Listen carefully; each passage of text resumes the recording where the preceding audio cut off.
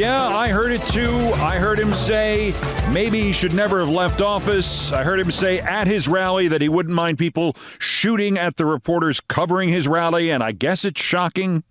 Except he's been saying those things a little bit more coded since 2015 and 2020, respectively.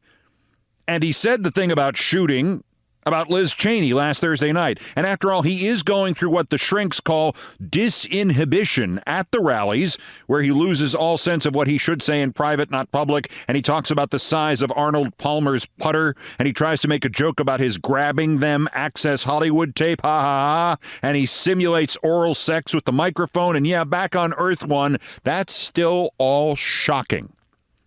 But that's not what got me. On the Sunday before the election, I heard something I have never heard before from Trump when he said he wouldn't mind people shooting the press. He said he wouldn't mind them shooting through the press, through it, at him.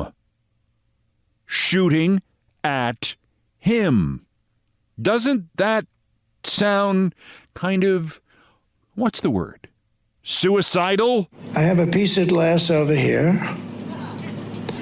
and I don't have a piece of glass there.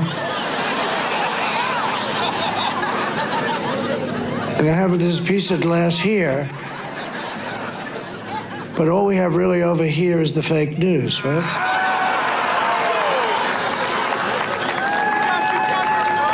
And to get me, somebody would have to shoot through the fake news, and I don't mind that so much, because I don't mind that. I mean, even within the boundaries of the wildest conspiracies, at Butler, a MAGA gun nut did shoot at Trump. This man has been shot or shot at, and he's saying, well, if you're going to shoot at me again, at least it'll be through my enemies. That's insanity. I mean, even compared to traditional Trump, that's insanity. Plus, again, I understand that we are inside the 48-hour bubble before the election, and the pressure in here is like 887 atmospheric units, and our rage against this creature and his cult that wants to burn this country to the ground, that wants to burn this world to the ground, and our amazement that there is anybody voting for him, that rage is at unbearable levels. But didn't he sound kind of dead yesterday, too? I'm not really daydreaming here or trying to express wish fulfillment, but Christ, listen to him. Listen to how he says, I'm smart. In this next clip, he sounds utterly defeated. He sounds like the life is draining out of him. In fact, what he sounds like is he sounds exactly like Hal the computer in the movie 2001 when they unplugged him. I'm a pretty smart guy. I have genetics. Do you believe in genetics? I do, you know. Fast racehorses produce fast racehorses, whether you like it or not. And but I'm a very I believe in it, and like I'm smart. I mean, I would not have been surprised if Trump had then started to sing, Daisy, Daisy, give me your answer. On the other hand, if in June you were leading the most reliable, most revered state poll in the nation, the Seltzer poll in Iowa, by 18 points, and even on September 15th, you were still leading the Seltzer poll in Iowa by 4 points, and 3 nights before the election, suddenly you're losing the Seltzer poll in Iowa by 3 points, you'd be singing Daisy too. I'm afraid, Melania, my lead is going. I can feel it. There is no question about it. I can feel it. I have a lot to say about the Iowa poll and the polls in general in a moment, but let's not leave this issue of cheap amateur psychoanalysis here just yet.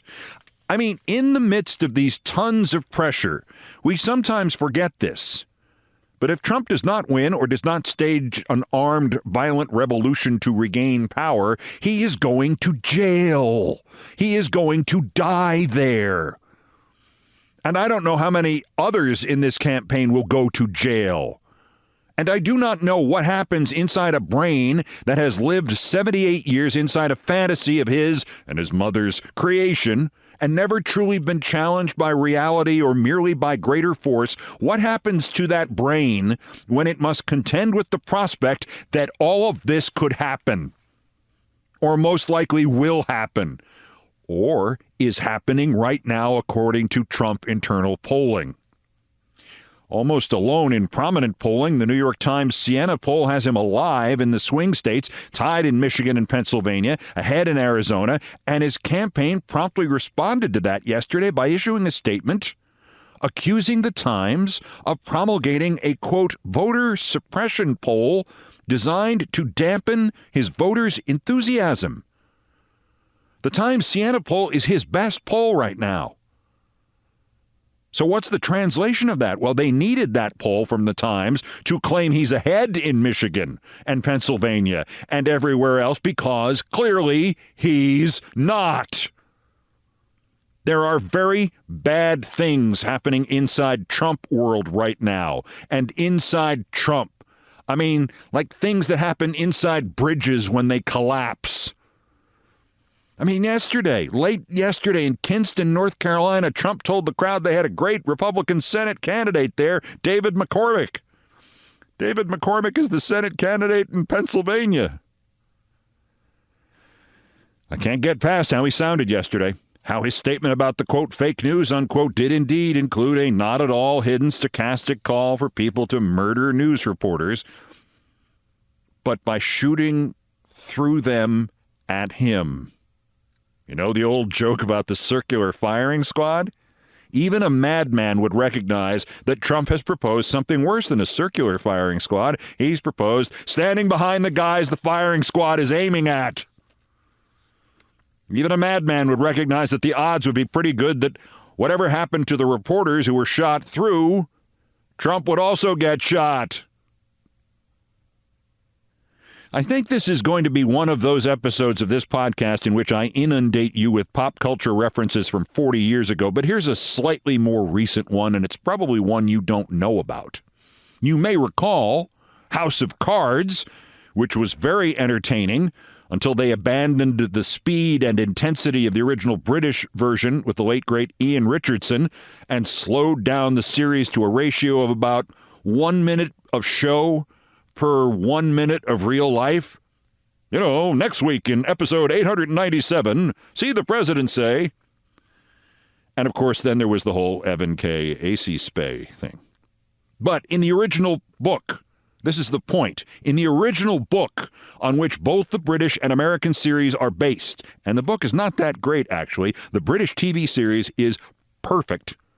In the book, the psychotic prime minister with murder in his soul does not kill the reporter and does not throw her to her death, but in fact gets caught.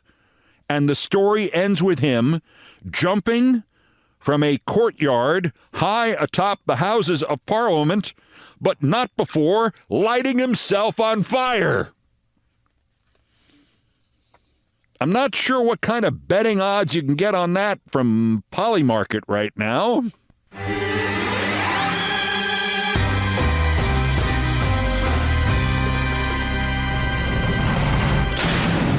There is on day -1 the most extraordinary of ironies. The New York Times leads its Trump coverage by making something Trump said into far more than I think he meant. Quote, former President Donald J. Trump told supporters on Sunday that he shouldn't have left the White House at the end of his term during an end-of-campaign rally. Michael Gold and Maggie Haberman wrote that. And I am ever more convinced after reading it that the bottom line for both of them is they're not that smart. They just aren't.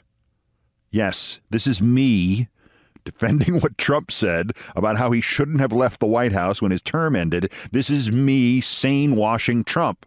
He meant he shouldn't have left, like he shouldn't have been voted out, or he shouldn't have been forced to leave, or I mean, in terms of insurrection and coup and revolution and dictatorship, he says 23 things a day, far worse than this. We had the safest border in the history of our country the day that I left.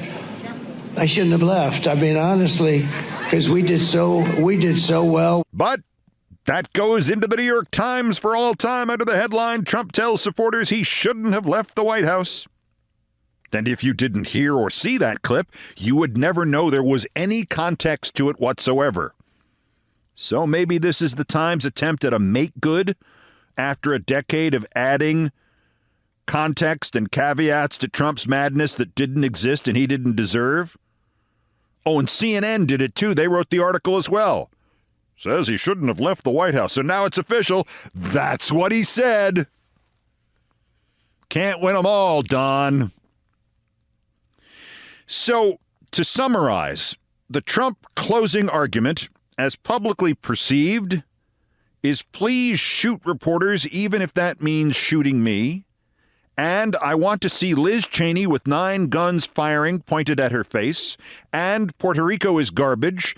And when I tried to jujitsu the garbage image into a bloody shirt for my side, I couldn't manage to find the handle on the garbage truck door.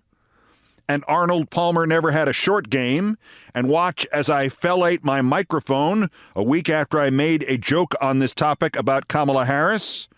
And the crazy general in Dr. Strangelove who started nuclear war against Russia because he believed fluoridation of the water supply was a communist plot was right. So I'm going to let RFK Jr. and fluoridation and vaccination all get together in the same place where RFK will end them all. And he will, in fact, end every Asian except FaceTime masturbation. And I shouldn't have left the White House even after I lost the election. I can't imagine where his poll lead went in Iowa after that.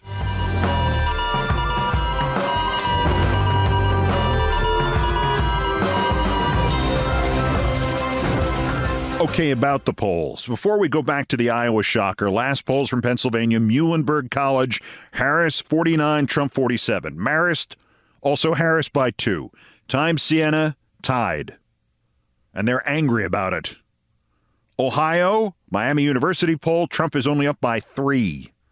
Florida, before Tony Winch slip or whatever his name was, in October, Trump led Harris among Hispanic voters in Florida, 48-41. She now leads him 85-8. So those, quote, jokes a week ago yesterday, those, quote, jokes, unquote, they cost him 52 points among all Hispanic voters in Florida. Imagine the numbers in Pennsylvania and the other states with large Puerto Rican populations. Scheduling. Saturday, yesterday, and today, 10 stops by Trump, 4 in North Carolina. Their internals in North Carolina are bad. And they weren't helped when it was clear he did not know he was in North Carolina. And you've heard the bluster that he went to Colorado and New Mexico. He went to Colorado and New Mexico. He's expanding his map. Their internals indicate they have a chance in Colorado and New Mexico. Axios reports he went to Aurora and Albuquerque, quote, not because his team thinks he'll win Colorado or New Mexico, but because he liked the backdrops to talk about illegal immigration. Is it lol or lol? Now, Iowa and that poll and the credibility of the pollster Ann Selzer. She only does Iowa polls. She doesn't do weighted polls. She doesn't subtract. She asks a bunch of people based on how they fit into the demographics of Iowa and its voting patterns and its concerns. And she's the one who insisted that first-time voters would dominate the Iowa Democratic caucuses, like by 60%. And they would create a world-changing upset. This was in the year 2008. The upsettee was Hillary Clinton, and the upsetter was Barack Obama. And the rest is Ann Selzer getting almost everything right since. Her last poll for the Iowa Senate, 2022, the Republican by 12, and the Republican won by 12. For the presidency in 2020, she had Trump winning Iowa by 7. He won by 8. Iowa Senate 2020, Republican by 4. It was Republican by 7. Governor in 2018, she messed up. She had the Democrat winning by 2, and the Democrat lost by 3. 2016 presidency, though, Trump by 7. It was Trump by 9. 2014 Senate Republican by 7. It was Republican by 8. 2012 president, she had Obama by 5. He won Iowa by 6, and we know about 2008. Ann Selzer is the best pollster in the nation. They wrote at Nate Silver's 538.com in 2016, she started polling neighborhood moms when she was 5, asking them whether a family nickname was insulting to her. But of course now Nate Silver, who doesn't work for 538 anymore, dismisses Ann Selzer as an outlier.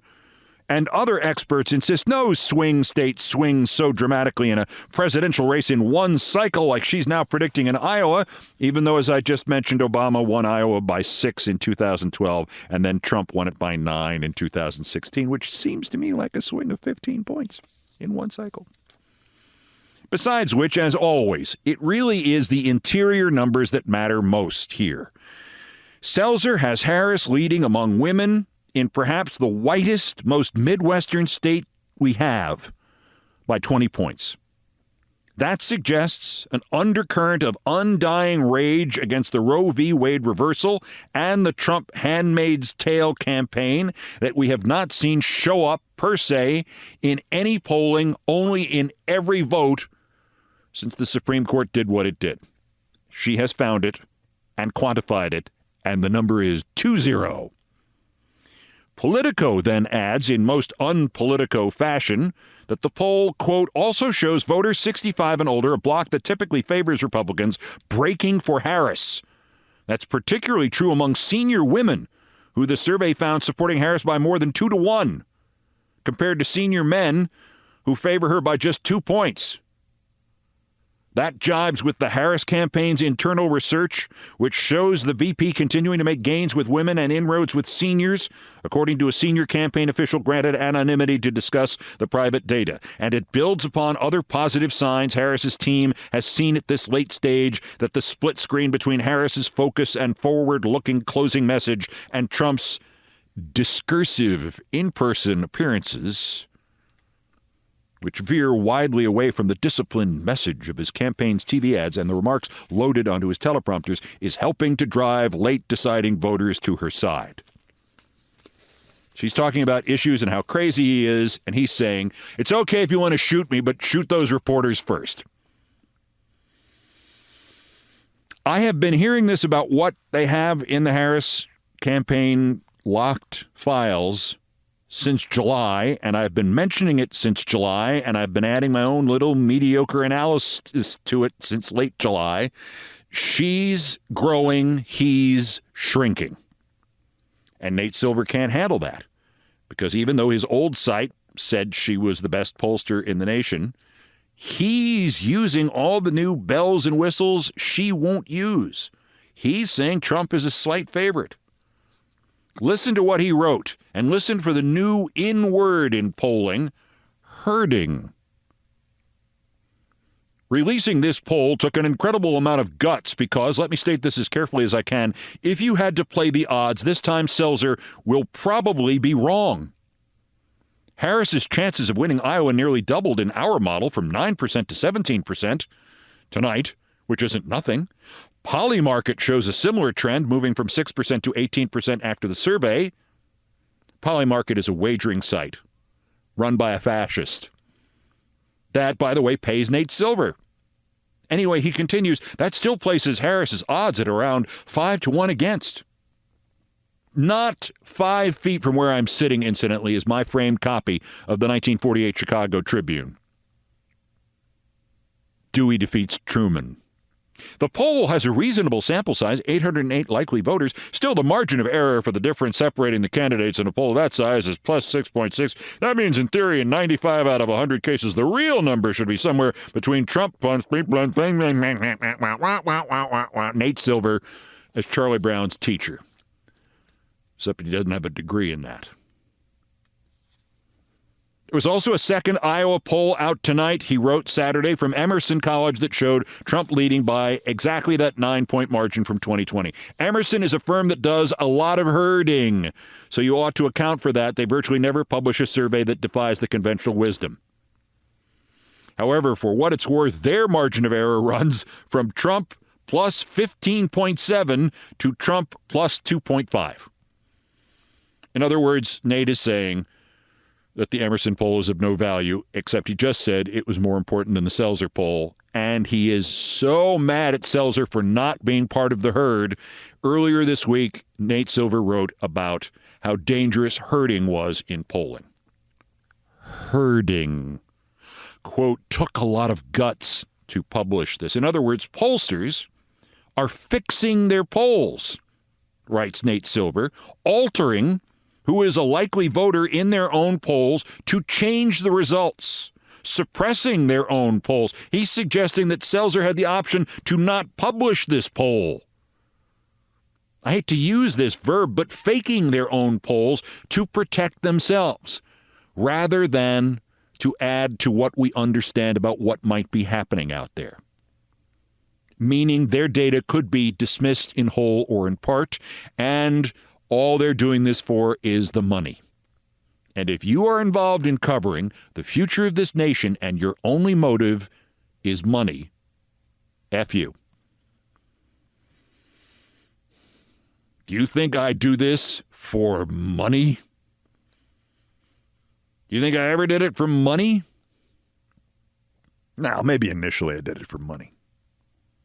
And then at some point you have enough money and you don't have to do this anymore unless you feel it has some value. And the first rule of it having some value is it has to be true. Oh, I don't like the results of our poll. Change who the likely voters are. Get rid of all those Harris voters. Get rid of all those women. Senior women, why would they be interested in abortion rights? Their data could be dismissed entirely, especially if they're Ann out there in Des Moines, where her office is on the same block as not one but two different knitting shops. You know where I read that about the knitting shops? I read that in the article about her at 538.com before they fired Nate Silver.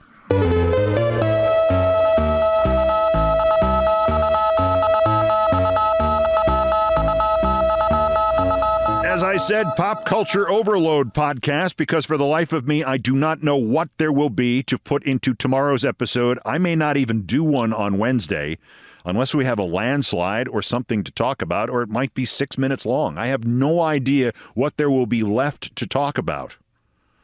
But I cannot leave this polling issue while it is so prominent without going back to my favorite movie of all time.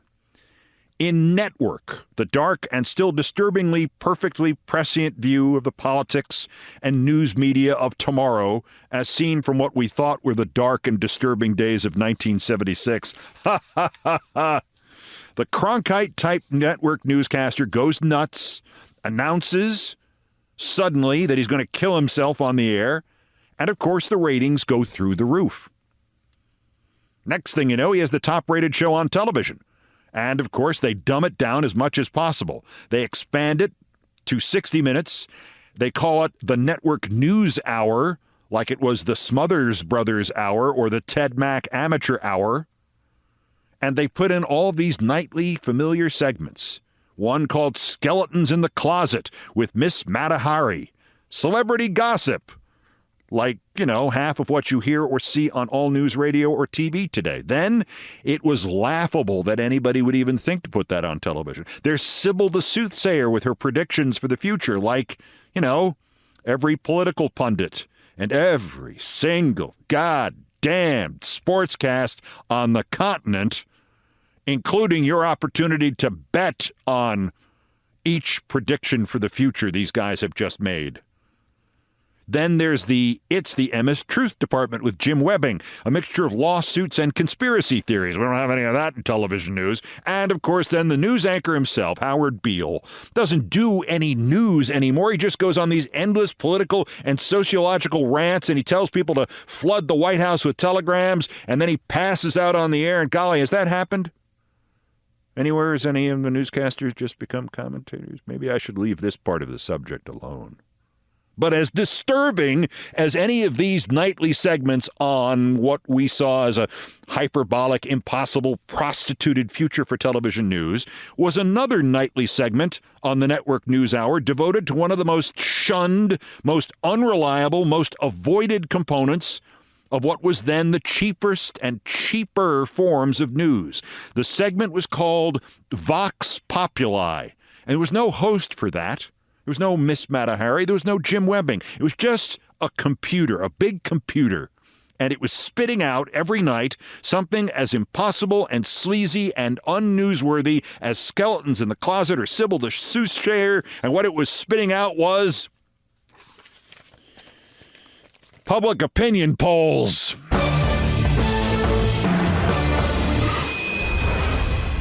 Soothsayer.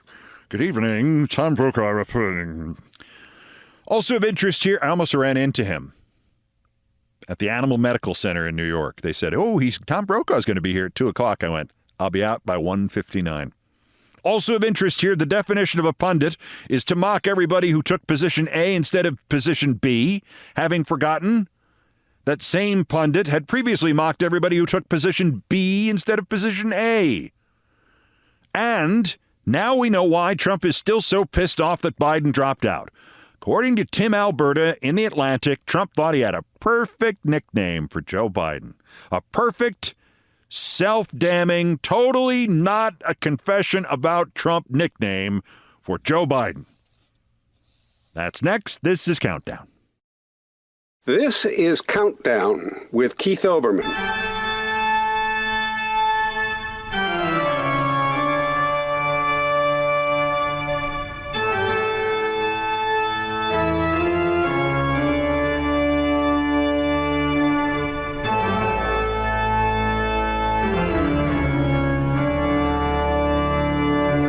On this edition of Countdown, I never found out if Brokaw was coming in for treatment or the last guy stumbled past my home just a few hours ago, and they'll be coming around to remove the barricades any month now. You know it. You may have seen it on television yesterday as the New York City Marathon. I know it as the annual Day I Am Trapped in My Apartment Day. Next, in things I promised not to tell. First, there are still more new idiots to talk about. The daily roundup of the miscreants, morons, and Dunning-Kruger effect specimens who constitute today's worst persons in the world. Worst persons in the world. The bronze, worse. Republican operative Joey Manorino. Joey's not particularly bright. Kamala Harris is not winning Iowa, he posted Saturday night. I'm so certain of it, I'll castrate myself on camera if it happens. These people are just full of absolute whatever. S-H**T. Absolute shut, Joey? I mean, you're not that bright. It could be anything. Absolute shot in the final days of this election. Joey, castrate yourself on camera? I mean, you're a Trumpist. You're castrating yourself on camera? Again? Worser. Oh, good Lord, if there were no Chris Cillizza, some writer would win all the awards for having created him. This is from last Friday. Tell me again why picking the popular Democratic governor of the state you absolutely have to win as VP didn't make sense? Okay, so we all decided to look into this and how to tell Chris about how picking the popular governor of the state you absolutely have to win as VP didn't make sense. And we found this from 2020. CNN, sometime this week, maybe as soon as today, Joe Biden will announce his vice presidential running mate. Until that moment, speculation over who he might pick and why will run rampant, and the vast majority of it will be totally wrong. Why? There's no part of politics and campaigns more dictated by arcane conventional wisdom than the Veep stakes. That conventional wisdom goes like this. The presidential nominee is primarily guided by the electoral map when making his or her pick. The person who winds up as the choice is someone the presidential candidate believes will help him deliver a particular swing state or an area that the ticket badly needs in order to win. The problem with that thinking, wrote CNN in 2020, a vice presidential pick has not been the critical piece of carrying a state or a region since, wait for it, Lyndon B. Johnson in 1960. And that unanswerable argument for why picking the governor of the state you absolutely have to win as VP didn't make any sense was by Chris Cillizza. He's stunning. It's absolutely stunning. The man must never have read anything he has written in his life, and he can't possibly own a mirror or a phone. Worst, though, Trumpy himself. This is from Tim Alberta in The Atlantic. You remember Tim. He was the guy who killed and buried Chris Licht. I urge you to read the entirety of his piece on how this election has spun out of control for Trump, because truly I admire and respect Kamala Harris. But if she is elected, it will be at least half because Trump effing blew this.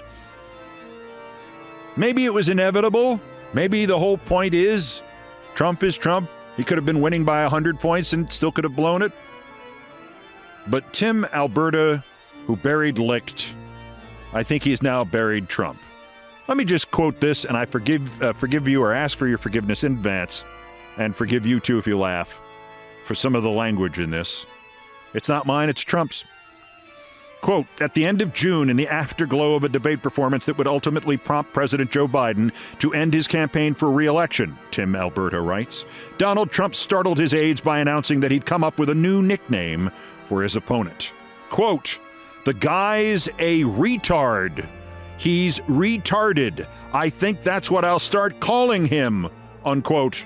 Trump declared aboard his campaign plane en route to a rally that evening, according to 3 people who heard him make the remarks. Quote, retarded Joe Biden, unquote. The staffers present, and with ours, others who had heard about the epithet secondhand, pleaded with Trump not to say this publicly. They warned him that it would antagonize the moderate voters who'd been breaking in their direction, while engendering sympathy for a politician who at that moment was the subject of widespread ridicule. As Trump demurred, musing that he might debut the nickname at that night's event, his staffers puzzled over the timing. Biden was on the ropes. Polls showed Trump jumping out to the biggest lead he'd enjoyed in any of his 3 campaigns for the presidency. Everything was going right for the Republican Party and its nominee.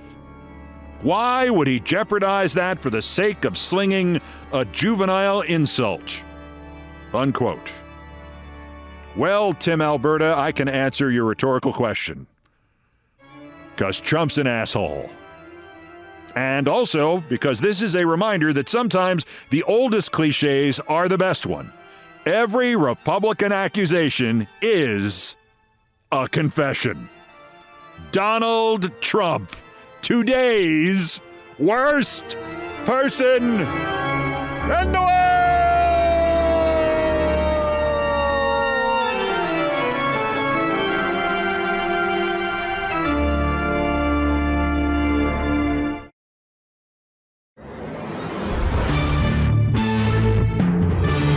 The New York City Marathon. I have nothing against the New York City Marathon, but I will say this. It's extraordinary to have seen the thing grow as it has since my earliest days as a reporter in the late 70s and early 80s. When I was at CNN, I got a phone call one day from a guy claiming to be the publicist for the New York Marathon, which was a big thing. 10 or 15,000 people would run it every year, but in some places they had to dodge traffic because police would not shut down all the streets for the early years of the New York City Marathon. And the publicist said, look, if you'd like to talk to our founder, Fred Lebow, who invented this and got it off the ground as a rival to the Boston Marathon, or if you'd like to talk to Bill Rogers, who's running in it and is internationally famous as a runner, or several other internationally famous American runners, we can arrange this for you. If you'd like to just call us in the office when you have time to come talk to us, we'll make it happen. And I called, and I got this answer. Hello, New York City Marathon. I said, yes, hi, Fred Lebow's office, please? And the man said, speaking. The head of the New York City Marathon was answering the switchboard. And it soon proved that Fred Lebow was the same guy who had posed as the publicist.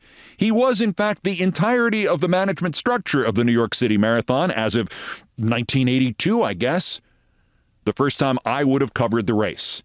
And when I said CNN was interested in doing a preview of the New York Marathon, oh, that's great, he said in a rather thick European accent. That's great. When would you like us to meet you? And I said, Well, don't you have a set press time or schedule? No, we'll arrange it for you. When can you be here? It was literally one of those things. What time do you want to do this? When can you be here? And I said, well, looks like I can get the crew at 3 o'clock tomorrow afternoon. Great. And I said, okay. And then Fred Lebo said, where would you like us to be? That's where the New York City Marathon was 40 years ago compared to today, when they shut down my block and make it impossible for anybody who does not have identification showing that they live there to walk through without a special pass. Congratulations on doing that. There's another story from CNN days. It actually precedes my story. It was one of the first big events that CNN tried to cover live.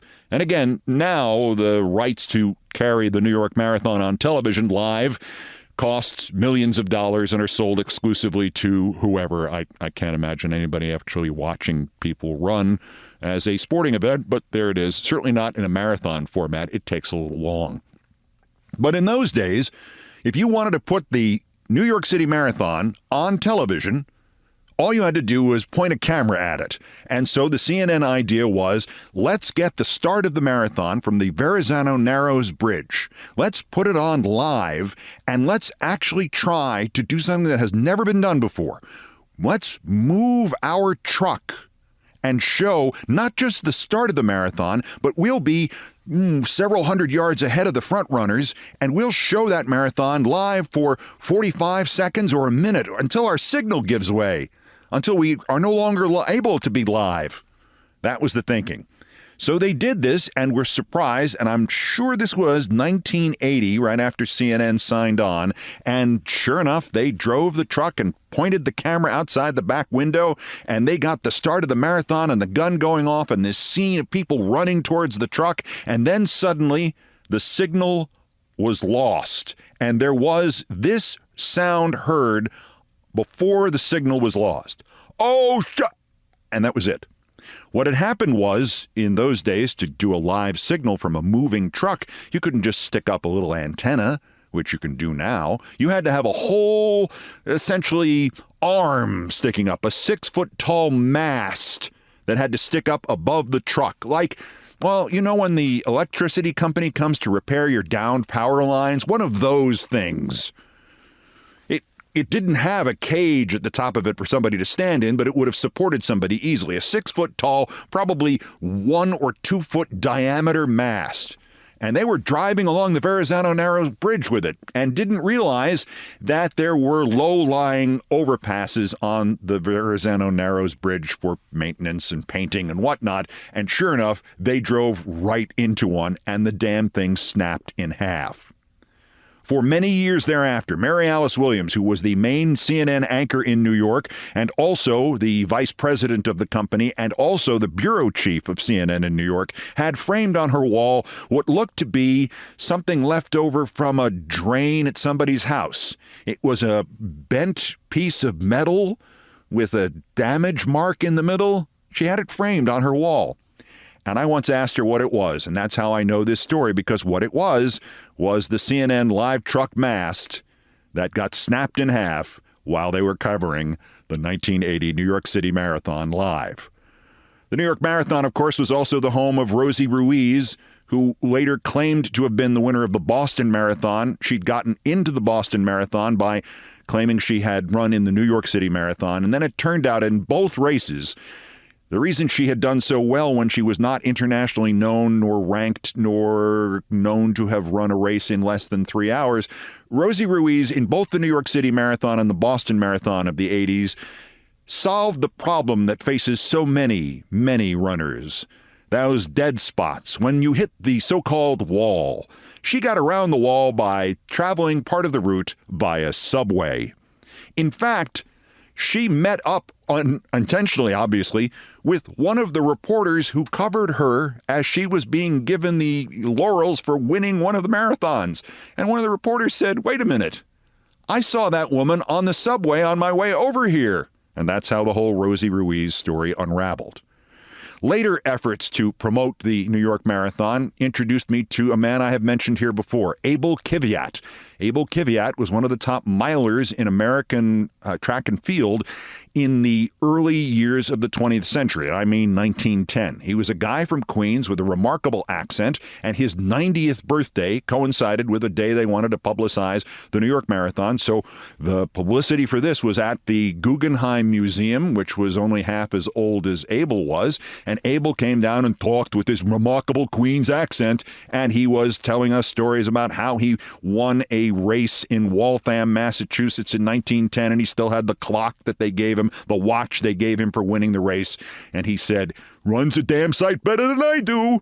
And then we went outside, and my producer had this great idea that we get Abel to run a couple of steps down Fifth Avenue, and we'd put that in the piece. And of course, Abel, who was still running for health reasons, Abel decided that he would show us exactly what a 90-year-old man could do while running, and he shot past the cameraman, and we had to ask him to do it again because he was about 54 times faster than the cameraman mentioned or thought was going to happen.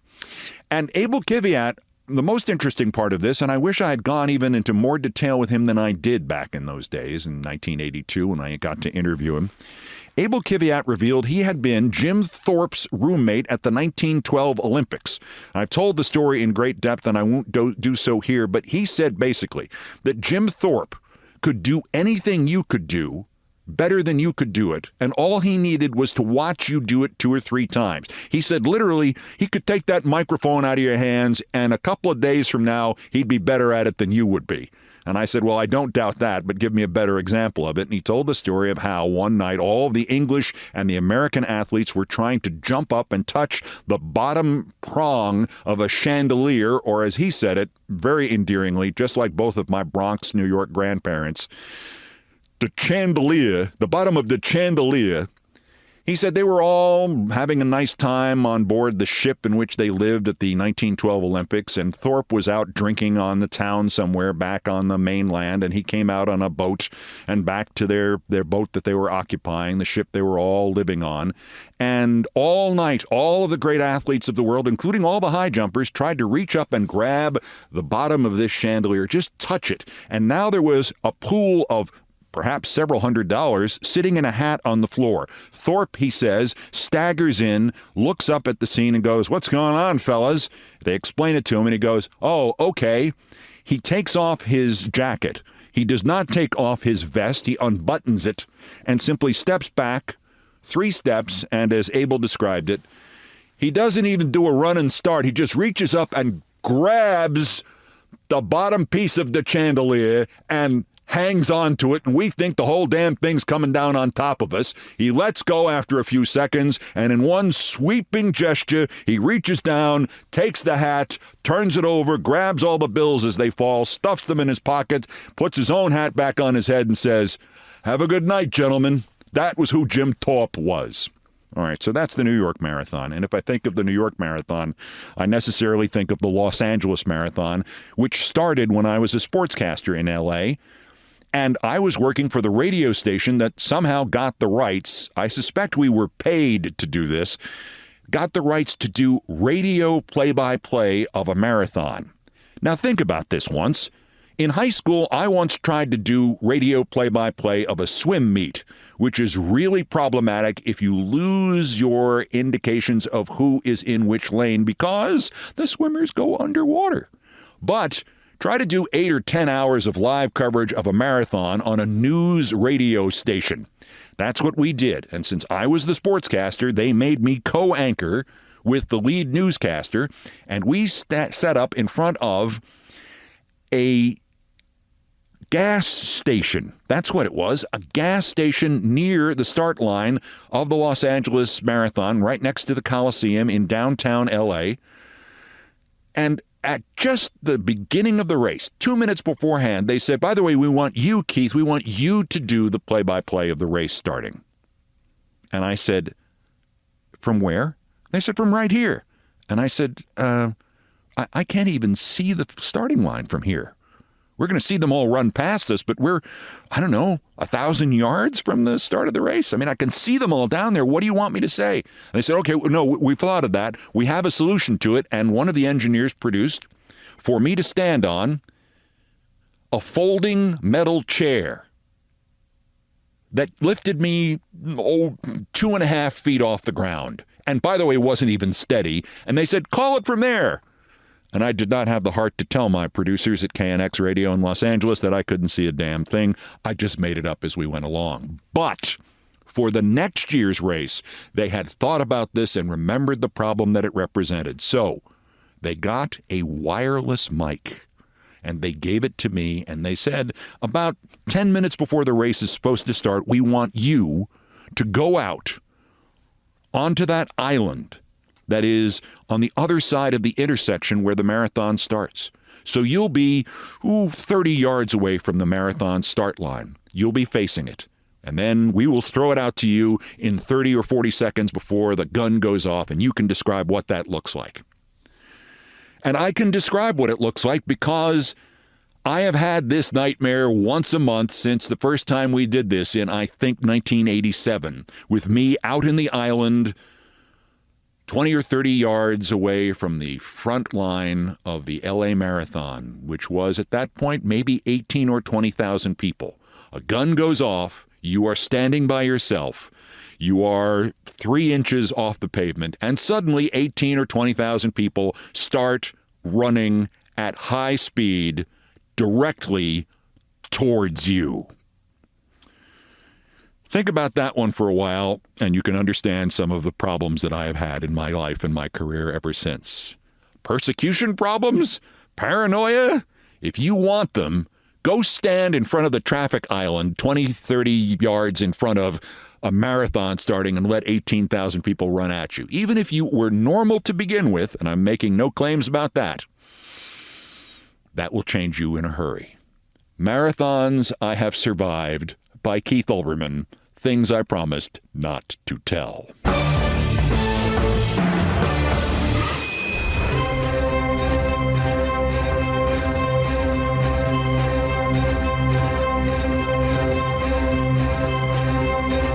I've done all the damage I can do here. Thank you for listening. Follow me for the podcast promos, the videos now on TikTok, Blue Sky, YouTube, Facebook, Twitter X, Instagram, Threads, and of course, Blue U.